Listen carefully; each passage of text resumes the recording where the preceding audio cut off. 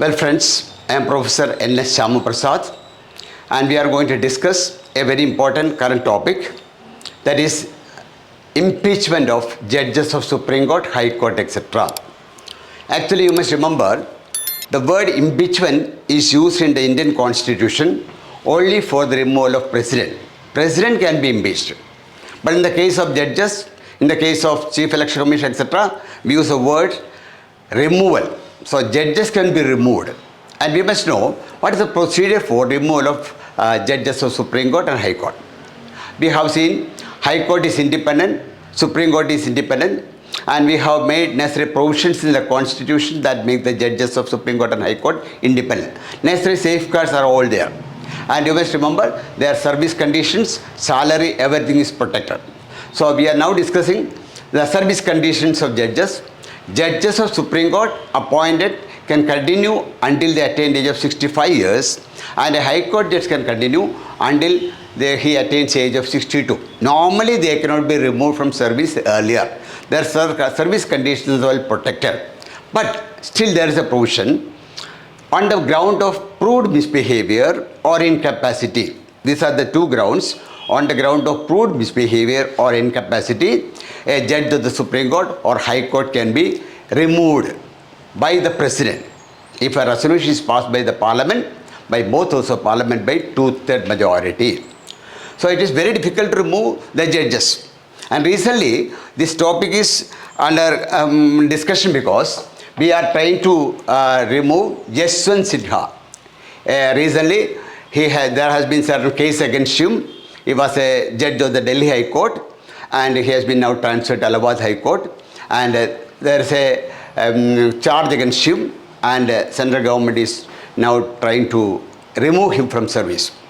Now let us see what is the procedure for removal of judges of Supreme Court, High Court. Same procedure. And you know, we have passed an act called Judges Inquiry Act, 1968. 68 parliament പാസ്സാക്കിയതാണ് judges inquiry act. ആ judges inquiry ആക്ടിലാണ് എങ്ങനെയാണ് ജഡ്ജിയെ മാറ്റുന്നതിൻ്റെ procedure എന്താണെന്നുള്ളത് clear ആയിട്ട് പറഞ്ഞിരിക്കുന്നത്. അപ്പോൾ സാധാരണഗതിയിൽ ഭരണഘടന പറയുന്നത് ഒരു ജഡ്ജിയെ മാറ്റണമെങ്കിൽ പാർലമെൻറ്റിലെ 2 houses, majority of the total മെമ്പർഷിപ്പും 2/3 of majority of those were present and voting. ഇപ്പോൾ ലോക്സഭയിലെയും രാജ്യസഭയിലെയും 2 ഹൗസിലെയും മജോറിറ്റി ഒരു റെസൊല്യൂഷൻ പാസ്സാക്കണം. മജോറിറ്റി മെമ്പേഴ്സ് മാത്രം പോരാ, 2/3 of those were present and voting. വന്നവരുടെ 2/3. അപ്പോൾ സഭയിൽ 540 പേരാണെങ്കിൽ കുറഞ്ഞ 271 പേര് സപ്പോർട്ട് ചെയ്യണം. അതുകൂടാതെ 540 പേര് വോട്ട് ചെയ്യാൻ വന്നാൽ 2/3 360 പേരൂടെ സപ്പോർട്ട് ചെയ്യണം. എങ്കിൽ മാത്രമേ ഈ ജഡ്ജിയെ മാറ്റാൻ പറ്റൂ. അപ്പോൾ 2 ഹൗസിലെയും മജോറിറ്റിയും പിന്നെ 2/3 of those are present in voting, they must pass A resolution. അങ്ങനെ 2 ഹൗസും റെസൊല്യൂഷൻ പാസ്സാക്കി പ്രസിഡന്റ് അയച്ചു കൊടുത്താൽ president can remove the judges. That is the procedure for removal of judges. And you know, judges enquiry act അതിന് മറ്റ് ചില provisions ഉണ്ടാക്കിയിട്ടുണ്ട്. Judges enquiry act പറയുന്നത് ഇപ്പോൾ ലോക്സഭയ്ക്കോ രാജ്യസഭയ്ക്കോ ഇതിനുള്ള നടപടി തുടങ്ങാം. ഇപ്പോൾ ലോക്സഭ തുടങ്ങുകയാണെങ്കിൽ ലോക്സഭ എന്ത് ചെയ്യണം? ലോക്സഭയിലെ 100 മെമ്പേഴ്സ് ഒപ്പിട്ട ഒരു നോട്ടീസ് സ്പീക്കർ കൊടുക്കണം. 100 മെമ്പേഴ്സ്, ലോക്സഭയിലെ 100 മെമ്പേഴ്സ് ഒപ്പിട്ട ഒരു നോട്ടീസ് കൊടുക്കണം. ഞങ്ങൾ ഈ ജഡ്ജിയെ മാറ്റാൻ ശ്രമിക്കുമ്പോഴാണ് on the ground of proved misbehaviour incapacity, അതിനുള്ള നടപടി എടുക്കണം. സ്പീക്കർ കൊടുക്കുന്നു.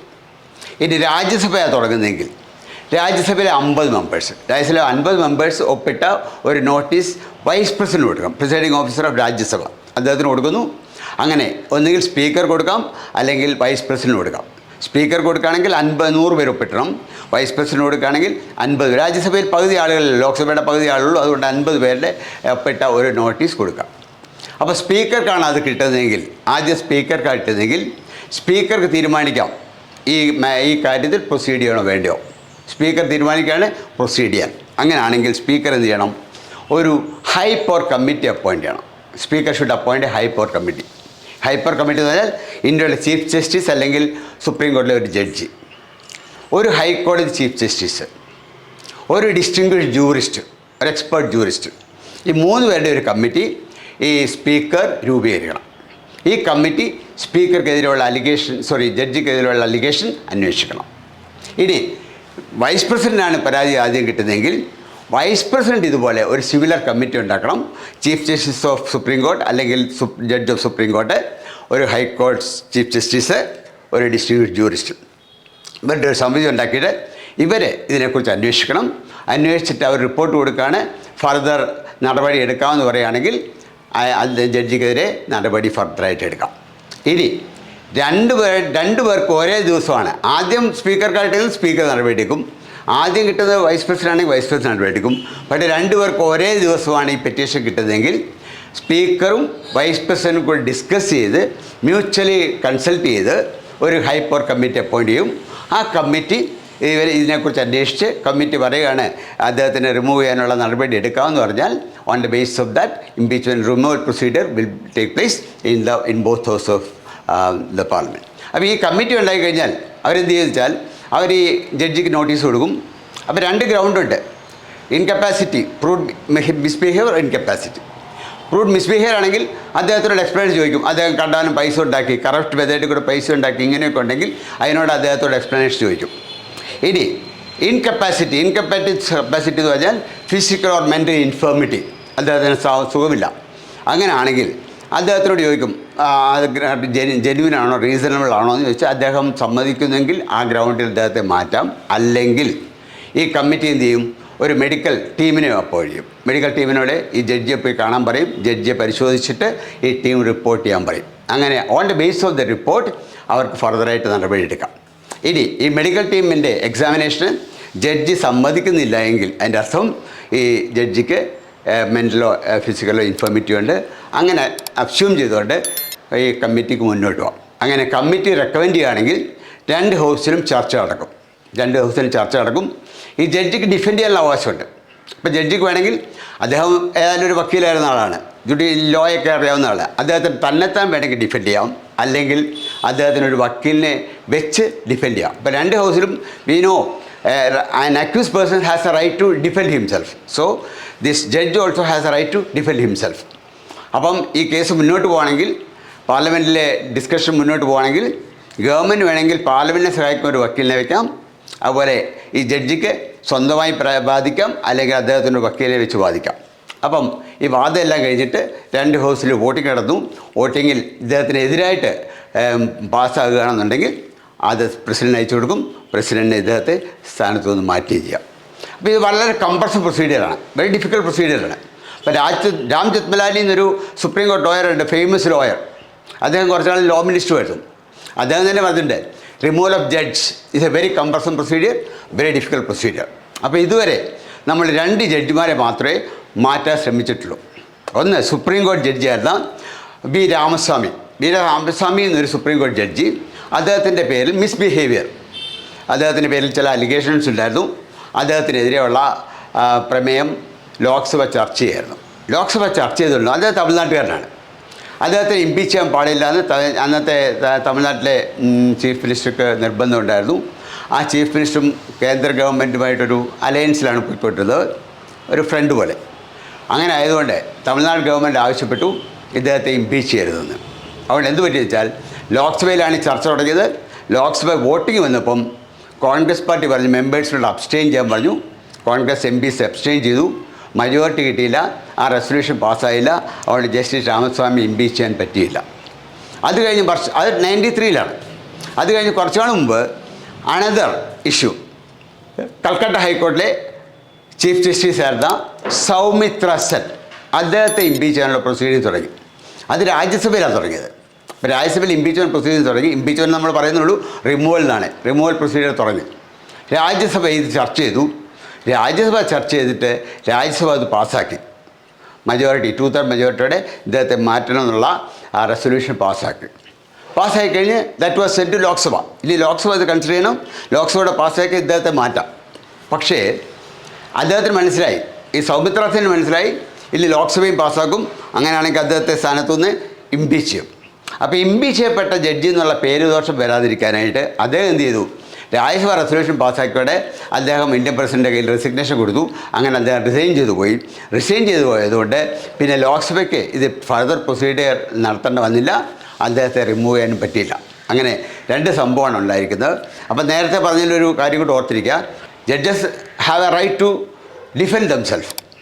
അപ്പോൾ ജസ്റ്റിസ് രാമസ്വാമി 93-ലോ മറ്റുമാണ് ഇംപീച്ച്മെൻറ്റ് പ്രൊസീഡിങ്സ് വന്നപ്പോൾ അദ്ദേഹം എന്ത് ചെയ്തു, ഒരു ഫേമസ് ലോയറെ നിയമിച്ചു. അന്ന് കപിൽ സിബൽ എന്ന് പറഞ്ഞാൽ ഇപ്പോഴത്തെ ഫേമസ് ലോയറാണ്.